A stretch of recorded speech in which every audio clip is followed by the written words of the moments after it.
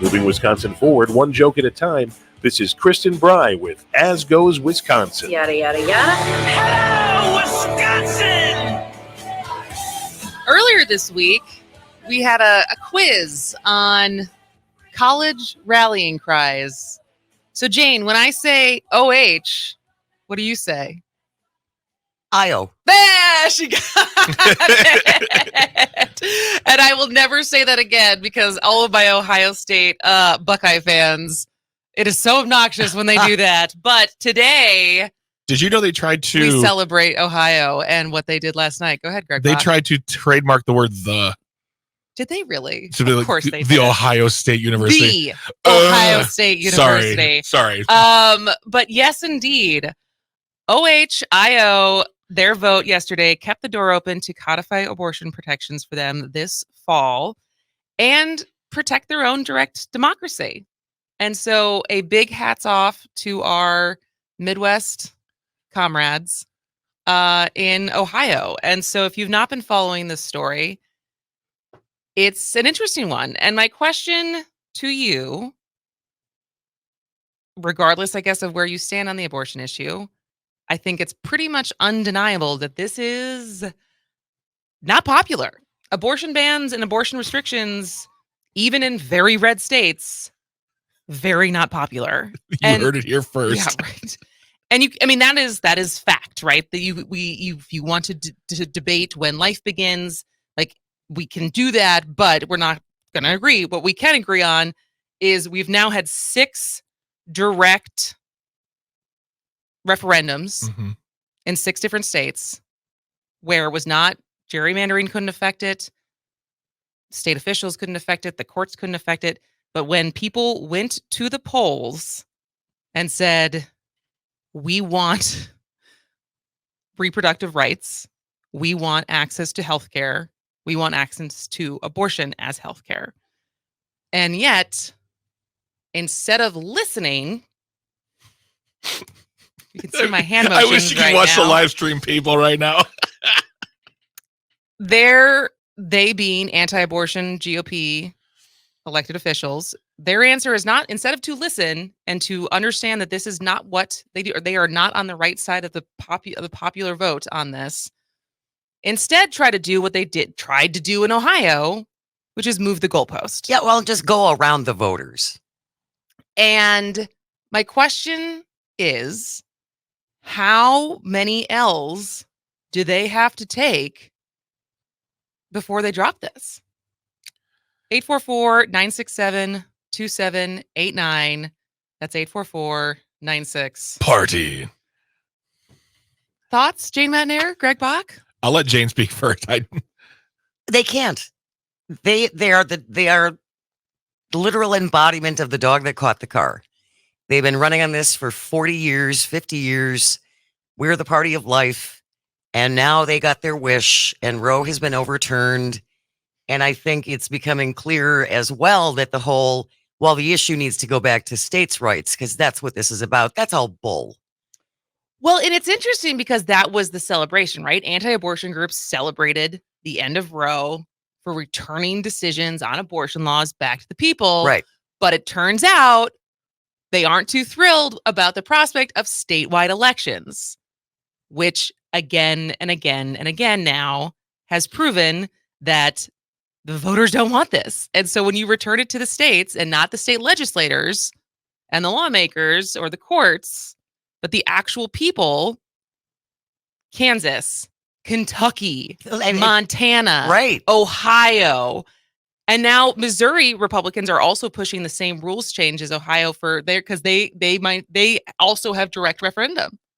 And so instead of listening, they're like, let's just change the rules. Yeah. When they don't win elections, they change voting laws. When they don't win, when their biggest, the going on what Jane said, this topic is ingrained in the DNA of the GOP now. They cannot let it go. They can't afford to let it go. They will suffer the consequences from the lobbyists that they have been in bed with for so many decades. But here's my question: in a two-party system, because we see this with people with very left issues, right? Yeah. We see it for people who still very much are on defund the police, and I don't think universal health care or universal care for all is that far left. But some issues that I would say progressives, my very, very left friends, like, gets very angry at Democrats Yeah. because they aren't pushing hard enough on the issues that they care about. But ultimately, they're not going to vote for Republicans. Yeah. They may not vote at all, Mhm. which is a problem. But in the same way, do you think evangelical, anti-abortion, very, very right people, they're not going to change their votes to Democrats if the GOP moves on from this issue? Well, we saw that in 2016. They voted for Donald Trump, a man who, by definition, who once promoted himself as a pro-life person, then became pro-choice person, then said he was pro-life, and it's pretty much known that he did all those things to get those votes. So they'll vote with whomever says it out loud. So if you have someone who, if you have a candidate who just says, "Yeah, I'm pro-life. I love the fetus. It's conception," they're like, "That's all it needs for me. That's all it needs to work for me," and I got somebody. But I'm saying the opposite. I'm saying where do they go if if people who are running drop it entirely? They're not going to vote for Democrats. No, but they'll probably still vote for the Republicans. Because, So I think what is as it seems like, and I don't know if it's just because so many of these Republicans are such ideologues that they're true believers. Like, this isn't about, for some, Donald Trump, totally. Yeah. But for some, it's not. It's actually not about winning votes. It's where they actually believe in, like, morality and protecting life and all of the things that they tout. And so that they're like, because they are so extreme in that, they believe that they shouldn't have to listen to what the popular vote is saying, because they are right. So but shy of that, because there are people who are finally starting to realize, like, we will continue to lose elections on this because we're over a year out. And what wins besides legal wins? What wins have they gotten on this whenever it's been up to a vote? None. Right? Right.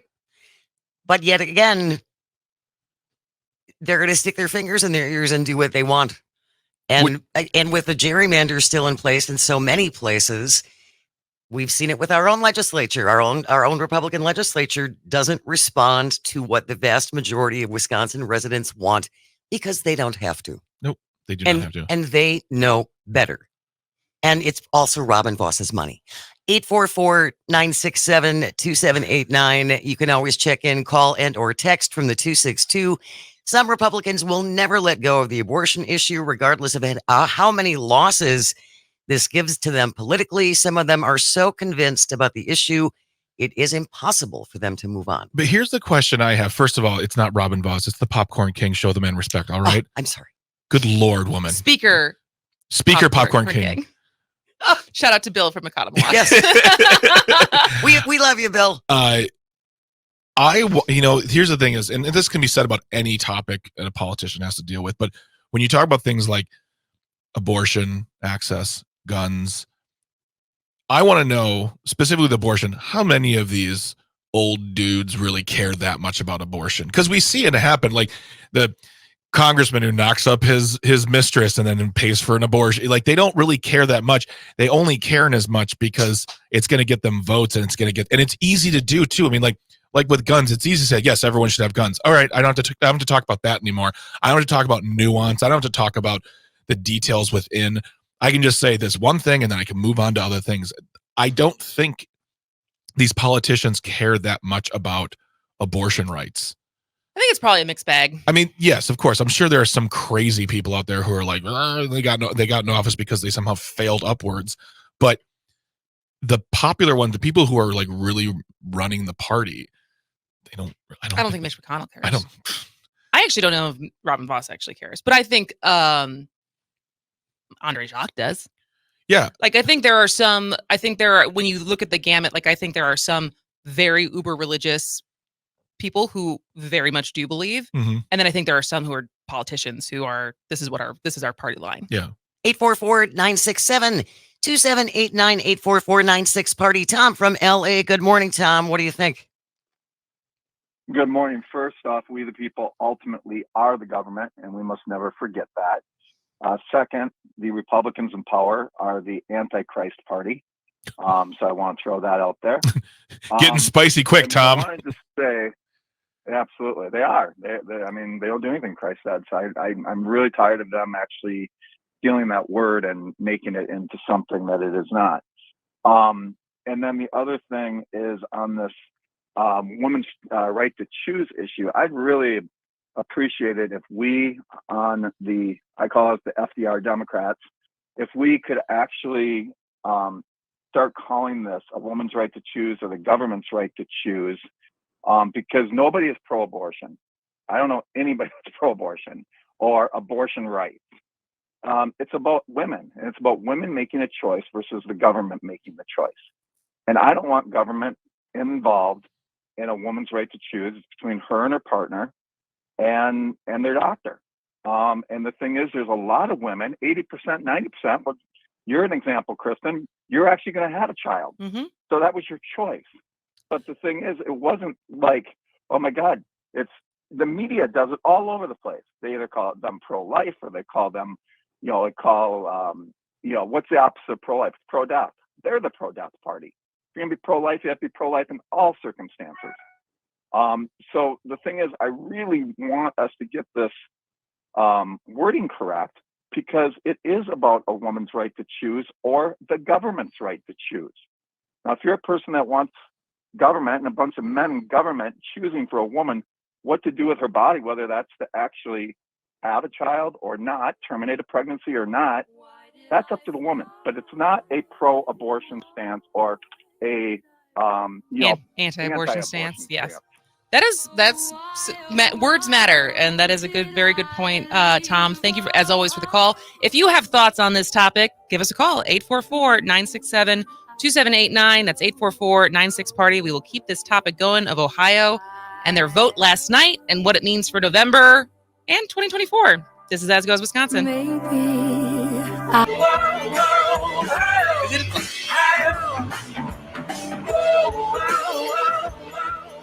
Welcome back to As Goes Wisconsin. I am Kristen Bry. She is Jane Madnair. He is Greg Bach. And is that the Black Keys? Yes, it was. They have a song about Ohio? They're from Ohio.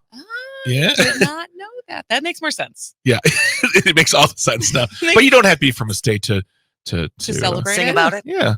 Plus, I just love the Black Keys. I also love the Black Keys. They're just so cool. I would walk out of a room if they walked into the room. Be like, I'm not cool enough for this. I can't. That's how I felt about being in Toronto. I'm too ugly for Toronto. Just too ugly for Toronto. The place is beautiful. So beautiful. All right, we were talking about something else. Sorry. 844-967-2789. 844-96-PARTY. We're talking about the big vote taken in Ohio yesterday. From the 608, pro-life people aren't as scary as the abolitionists. They openly want to criminalize women. That is what this is all about. John from the Falls says, for the most part, Republican politicians don't really care all that much about abortion rights or gun rights. These are just convenient issues for them to use to get more votes so they can stay in power and accomplish their real goals, staying in power and making more money on the backs of hardworking Americans, many of whom are either too lazy or not smart enough to think for themselves and actually pay attention to the issues. Dang, spicy. Tom brought up a really interesting point with his call in the last segment, which was the branding, the wording of these things. And the Republicans are always good at it. Like, they don't call people like us pro-choice. They're like, you're pro-abortion. That hits. They're like, oh, that hurt. I mean, yeah, I'm totally pro-abortion if you need to get it or if you want to get it. But it also just sounds, in context of a press conference, like they're really good at the messaging of what they stand for, versus us, where we liberals tried to make as many words as possible to explain what we're trying to say. Yeah. Like I just did here. Yeah. Well, if you're new to the conversation, we were talking about yesterday, Ohio's vote to keep the door open to codify abortion protections. They turned out, and what was surprising is no one knew what the turnout was going to be, which is also, I think, something to celebrate. In the same way, when we had such great turnout in Wisconsin for the Supreme Court race in April, which is, notoriously low turnout when we talk about what the margins people have won by in the past for Supreme Court seats and nonpartisan races in the spring. So, like, another takeaway I have from this is just the fact that they did this on purpose. They did an August vote thinking that there would be low turnout. Absolutely. And there wasn't. And it also, I mean, it was 58%. It was 57%. 57% of and in Ohio, that is a big margin. I think it was 15 points Yeah. that they passed yesterday on issue 1, which was a ballot initiative that asked voters if they wanted to raise the threshold for amending the state constitution from a simple majority, so 50% plus 1, to 60%. And it wasn't explicitly about abortion rights, but this was they only introduced doing this after the fact that there's going to be a ballot measure in November that Ohioans are scheduled to vote on an amendment that could protect abortion, where as of right now in Ohio, as far as keeping track of what is legal where when it comes to abortion rights, they have their law right now there has a 6-week abortion ban. It is also currently going through the court cases. And so, are going through the court. And so, because there was one judge who overturned that, so there is messiness happening with what the law currently says. But if this passes in November, it doesn't matter. It overrides what the court case is. And so, but what's interesting about this is that with 57%, and granted, this vote yesterday was about democracy. It was about direct democracy and being able to continue to vote on these things and have the threshold only be 50%. But it's also an indicator that potentially, I mean, if this ends up going in November, now that this is going to happen in November, if not only they pass this, but then if they pass the change to the Constitution to protect abortion rights in November with 60+% anyways, like, what does that say? Well, I mean, it's just the point is like these Republicans are feeling Charlie Brown. They're like, we're going to kick this football. Like, no, we're going to take it away every time. And I wonder if there are any GOP members, any pollsters are like, you guys are losing this hand over fist in every state who does this. Just like, don't. Yeah. But of course they're not going to. We've been talking about this for so long. So yeah. Well, and we'll talk about this. Let's take a call right now, but then it looks like we have some more calls coming in. And I also want to talk about other states that are thinking about doing this. So maybe they will change their mind. 844-967-2789. Karina, thanks for joining us. We only got about 2 minutes, Karina. Okay, I will be really quick. And I think that nobody should tell anybody what to do with their own life and their own body, and especially government, especially doctors. If I'm coming to a doctor and asked to remove a tooth, will they say, no, this is illegal? No, this is my body, and I'm going to decide what to do with my body and my life. And those old men who's sitting there, they have no idea how my body works.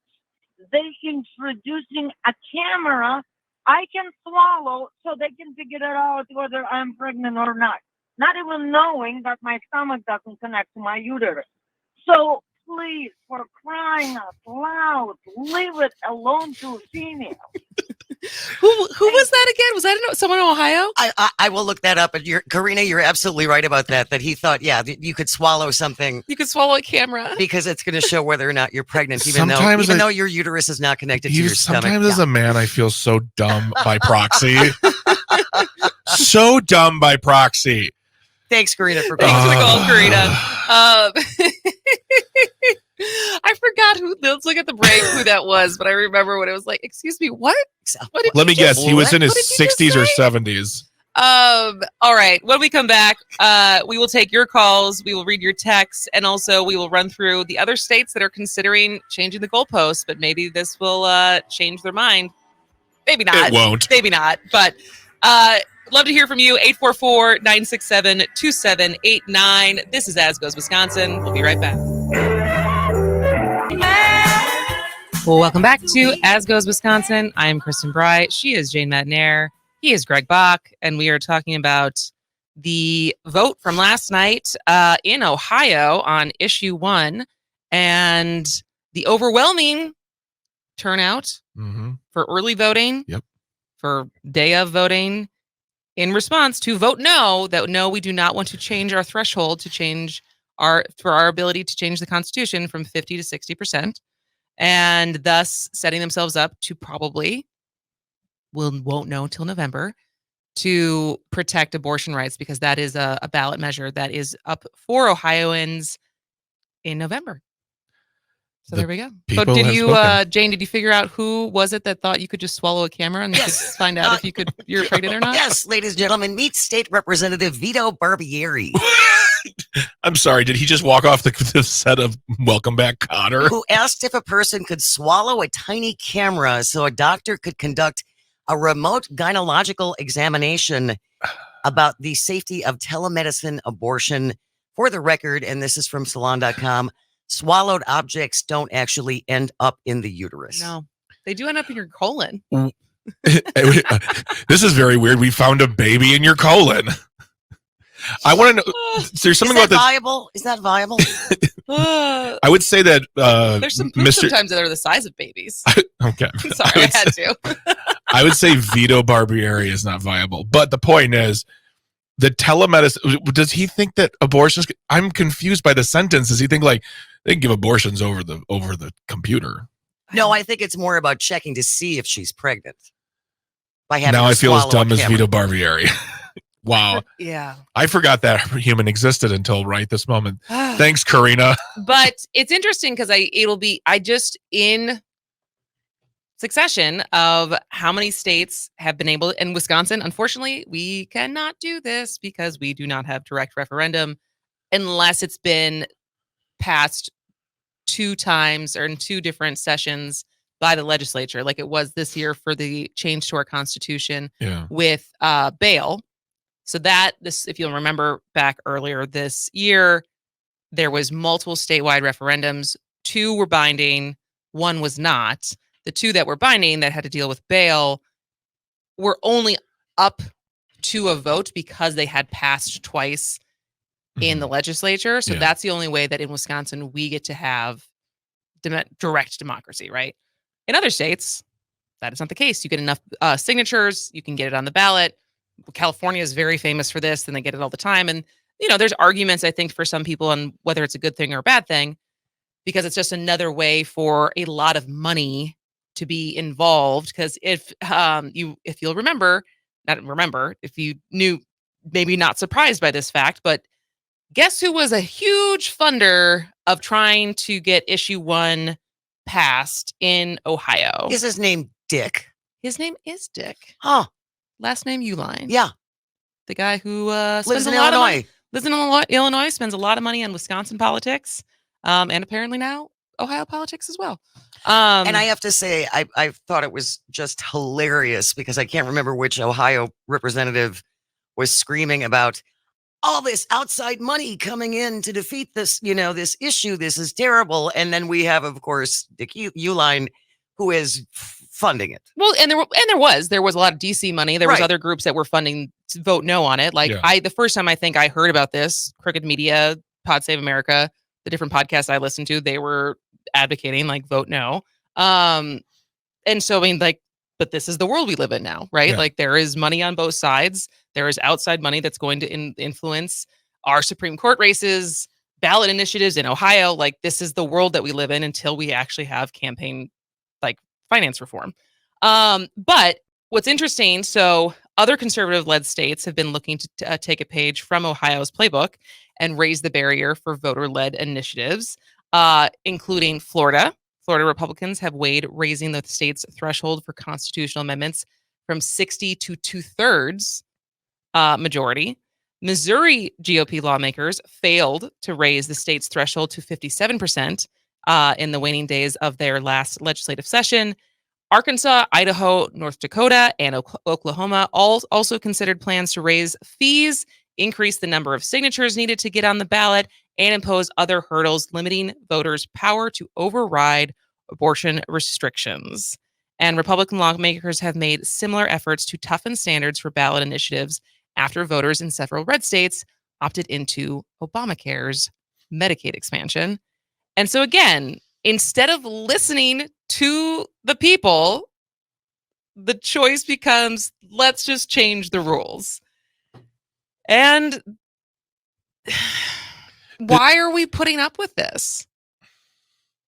And because the thing is, it frustrates me because it becomes clear on single issue matters.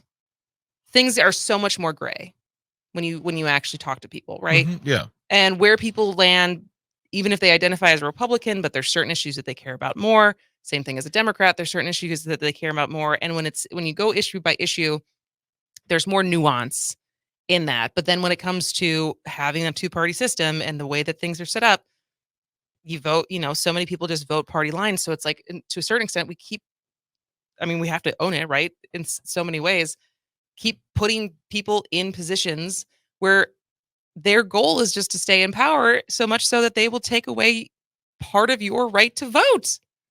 And the people who vote for them, they don't realize how dangerous it is for them, because for them, they'll say things like, well, I don't want an abortion and I don't like abortion, so I'm going to vote for this person. But what they don't know is that this person now is and they're not realizing, if they're not paying attention to the news, that they're voting to take away bits and pieces of their freedoms as far as the process goes.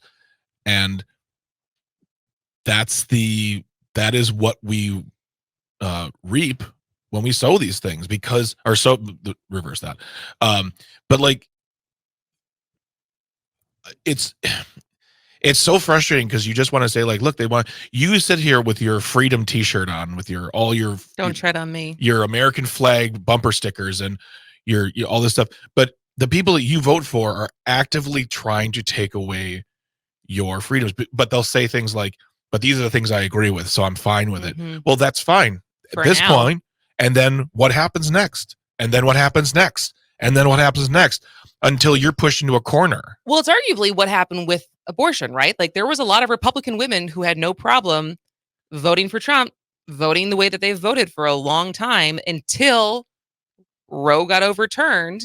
And I'm guessing there was a fair amount of Republican women who voted for Janet Protasewicz in April. Yeah. Because now it affected them. Absolutely. I know someone who's now ex-partner didn't care about politics, didn't want to talk about politics. The moment that Roe got overturned, she turned into a different person. And what led to like a lot of fights was like, well, you didn't care about this before, and now all of a sudden you do, because it didn't affect you before, but now you feel like it does.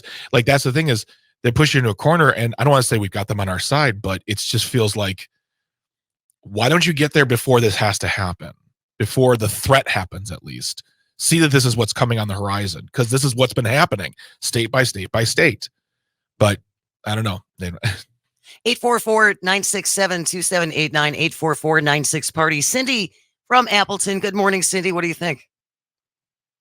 Well, hopefully all of what you're talking about is a sign that maybe some people are starting to finally wake up and smell the coffee.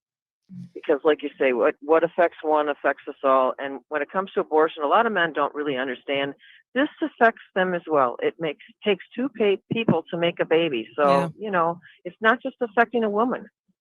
Yeah. Well, and I guess too, Cindy, along that line, what has always bothered me about this are all of the penalties for abortion now land on the woman. Like you said, this isn't a solo activity. There should be, if we're going to force women to have babies, then we have to force men to pay their child support. Which, but to be fair, there are also laws that are forcing that, which the burden will always fall on the person who is, as I say this, as a pregnant person right now, who has had a fairly easy pregnancy, but still, this is not fun. Like, even when this is easy, like I had heartburn. I didn't sleep last night. I am getting to a stage where I am very uncomfortable, and I'm very, very, very excited about being a mom and having this baby. And this is not like a joyride to be pregnant and the stress that it puts on your body. And so the burden, no matter what, will fall on the person who's pregnant. And to force someone to do that is immoral, period. Thanks for the call, Cindy. Thanks a lot, Cindy. 844-967. I love it when you get fired up. 2789, West from Middleton checking in. I'm cautiously optimistic that people are tiring of these state legislators having no accountability to the voters of their respective states. And the long game is going to be bad news for the GOP. And I don't disagree with that, and I hope that's the fact. But then comes the next part of the puzzle, which is the work to replace them, which people aren't always willing and have the time to do. finding good candidates. And I'm not even talking about replacing the Republicans with a Democrat. I'm saying like maybe you find a Republican who's like, no, I'm going to like someone who's like, I identify as a Republican. I believe in these things, X, Y, and Z, and I feel like I'm more of the people than them. It's really hard to find good candidates. It's incredibly hard to get them up on the podium, and it's even harder to get them elected because we all see the numbers of re-election rates throughout the country on various elected positions. So yeah, the strength of incumbency is very strong. Yes. Partisan primaries are leading us to be our candidates to be more and more extreme because as is gerrymandering as far as the polarization between the people who end up getting elected and the ability for someone who is more moderate to win in a primary to then be able to build compromise. Like I said this yesterday, I was answering different questions on TikTok and stuff like that. And someone's like, will the change of the liberal Supreme Court expedite legalizing marijuana in Wisconsin? And I go, potentially indirectly, only because if we got new maps, maybe the Democrats get majority. Probably not. But maybe we also elect some more moderate Republicans who understand why this is good for the state and actually get some movement going on there. And in that way, that's the only way that the court affects. It's a long road. But it's a long road. But I think that's the thing. It's like getting back to a place where it's like actually like compromise instead of no apologies. You're either with us or you're against us, and it's winner take all. Instead and if you don't agree with me, you're less than. In that sense, everybody loses in so many ways. For sure. Yeah, absolutely. I mean, yeah, that's the thing is like you can do your duty by going to the polls and telling your elected officials how you feel, and that's great. I'm glad Ohio did that, as well as other states. But then the work has to take place, which is the election process and the recruitment process. Well, which is just so difficult. The popcorn king is. Would you ever run? No. Oh my Shane, God. Would you ever run? No. I am too. I've always said this. I've said this since I worked in politics. Is I like being the person behind the person. Mm-hmm. I like helping.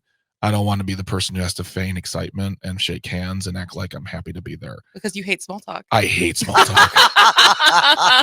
844-967-2789. John again checking in from the Falls. Very famous quotes. First, they came for the socialists. I didn't speak out because I wasn't a socialist. Then the trade unionists, and I didn't say anything because I was not a unionist. Then they came for the Jews, and I didn't speak out because I'm not a Jew. Then they came for me, and there was no one left to speak for me. So John says, regardless of whether you call them fascists, Republicans, autocrats, this is what they do. Their game plan is to divide and conquer. Worked great for the Nazis in the 30s and 40s. They have already gone after unions, socialism, women's rights. Now they're going after immigrants in the LGBTQ community. What Republicans who support these MAGA people don't realize is once they've isolated all these other groups, they're coming for you next. Yeah. Strong text to end on. I love it. All right. When we come back, we're going to move on. Greg's had his roundup for the week. Great. You got some jokes for us, Greg? Jokey jokes. Jokey jokes. All right. Stay with us. This is As Goes Wisconsin. Wide world, it came back to this. Welcome back to As Goes Wisconsin. I am Kristen Bry. She is Jane Matnair. And now it is time in the week on Wednesdays when we get Greg Bach's roundup of headlines. Take it away. The Badger Times Journal Report or Greg's Roundup. 3 or 4 headlines you probably saw, but definitely didn't read. We're going to start with feel-good world news. Okay. Timothy Lindsay Shattuck, 54, and his canine companion Bella were rescued after 3 months at sea by a Mexican tuna trawler. What happened when they happened to spot their stricken vessel in the vast expanse of the world's largest ocean? And it got me to thinking, is the Pacific Ocean the largest ocean, Kristen? I think so. I think, yes. I mean, isn't the largest ocean the ocean? Isn't there just one ocean? Can't we all be together? It really makes you think, man, who are we but a rock swimming in the largest ocean of all, the universe? Anyways, Tom Hanks is going to play the dude in another Castaway movie. Let's see here.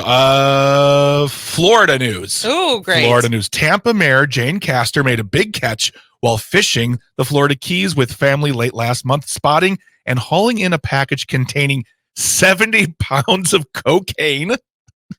It's a lot of cocaine. It's a lot of cocaine. Or as a British actor once said, cocaine. With an estimated street value of approximately $1.1 million. So she fished it in? She fished it in, pulled it. And there's it's hilarious. Which, here's the thing is, I think Florida should change their state motto from "In God We Trust," which, by the way, pretty basic Florida, okay? Change it from "In God We Trust" to "Land of the $1 billion lottery ticket and free range floating blow." So, yeah, and that $1 billion ticket was sold at a Publix. One ticket in Florida. Yep, must be nice. I hate Florida. Let's see here. Hollywood hot actor news. Megan Fox will release a book this fall, but not a memoir or a gritty novel. Miss Fox will be releasing a book of poetry, and I think I can gather the main topic from the title of the book, which is called, and this is for real, "Pretty Boys Are Poisonous." And if this is the case, Miss Fox, might I suggest non-pretty boys, funny boys, chunky boys, boys who love Lego. And I can tell she's really getting into the poetry vibe, because when asked about the theme of the book, she said, "I spent my entire life keeping the secrets of men. My body aches from carrying the weights of their sins." Is that a poem, or was that her real answer? That was an answer. Her answer. And I'm just going to reiterate, Megan, listen to me. Chunky, funny, Lego boys. We are all you need. Trust me.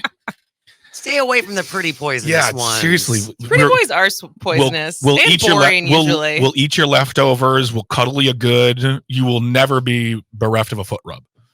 Good word. Thank you. And then finally, last one here is, let's see. Yep. Okay, cool. Last one of my news roundup. President's child news. 80 years ago, then U.S. Navy Lieutenant and future U.S. President John F. Kennedy, don't know if you heard of him, heroically swam between Pacific Islands to help save the crew of his torpedo boat that had been destroyed by a Japanese warship during World War II. On Wednesday, his daughter, Caroline Kennedy, now U.S. Ambassador to Australia, recreated a portion of her father's feat, swimming about three quarters of a mile, 1.2 kilometers, in some 30 minutes between two tiny palm fringe islets in the Solomon Islands. That's right. You heard it here, folks, on the Badger Times Journal Report, a subsidiary of As Goes Wisconsin News Corp. A person went swimming. And CNN had to tell us this. The only reason why is because of Kennedy, and we were just waiting for something to happen. We were like, did she get eaten by a shark? No, she's fine. She's fine. She's fine. Her and Robert F. Kennedy just were swimming together because, RFK is still alive. Wait, who's still alive? No, John Jr. John Jr. is still alive. RFK Jr. is definitely alive and certainly running for president. Oh, my God. So that is your weekly roundup, the Badger Times Journal Report. 3 or 4 headlines you probably saw but definitely didn't read. Good job, Greg. Thank you well very much. Done, Mr. Thank you. Bach. That was good one. I'm trying to think of which follow-up questions I have. The Blow reminds me, did you guys ever see Cocaine Cowboys, the documentary about the drug cocaine trade in Miami in the 70s, 80s? No. First of all, it's a great documentary, but it was similar to that, where basically cocaine was coming up from Colombia and they would just drop it in the ocean, and it was some guy's job to go get it and take it back. And that documentary is wild. That is actually reminiscent of what they did during Prohibition too. So they'd bring alcohol down from Canada, drop it in international waters where the U.S. had no jurisdiction, and people would just go boat out and pick up this booze and bring it back and do what they needed to do. There was a great documentary about Ken Burns' Prohibition. Great one. One of his shorter ones, about 6 hours. There's a lady who talks about the fact that one day there was a bust or something, and then all of a sudden all this alcohol just comes floating up to the shoreline, and they're like, we found a bunch of booze. She's like 80, so we found alcohol, and it was great. We had a party. We did some Charlestons. And then I let a man touch my ankle. Speaking of alcohol, Old Style Beer. Oh, yes, indeed. Is bringing production back to La Crosse. Yep. It's a homecoming. Yep. The company will move several of its production lines to City Brewery, the new name of the old Heilemann plant. Pabst, which owns the brand, is already planning the celebration for November at the world's largest 6-pack. And now Old Style is near and dear to my heart because that was the our wedding invites. We took an old Style can and made that, and like instead of saying Old Style, it said Our Style because we had a fairly untraditional wedding. But the initial reaction is because Chicagoans and the Cubs have very much appropriated Old Style as their beer. But I feel like this now is a declaration. Old Style started in La Crosse. It is Wisconsin beer. It is not a Chicago beer. And I'm embracing this homecoming. Reason number 2,895 why the Cubs suck. They can't have anything of their own. No, they can't. They can't. Is there a team you hate more than the Cubs? The Cardinals. Oh. The Cardinals, because they're just so good. And they're sucking right now, and I don't trust it. Do you trust that the Brewers are doing well? I trust that we're doing well in the worst division. Got it. And the fact that the Reds aren't beating the snot out of us in the standings is beyond me. We're half a game or one game above. And I don't get that. But don't worry, folks. When the weather gets crispy, when the cold comes in, we will definitely crap that bed. Well, on that note, we're going to take a break for the top of the hour news. When we come back, a very popular video game is taking it upon itself to teach kids about the Holocaust. How do you feel about it? 844-967-2789. This is As Goes Wisconsin. Mr. Jefferson, Alexander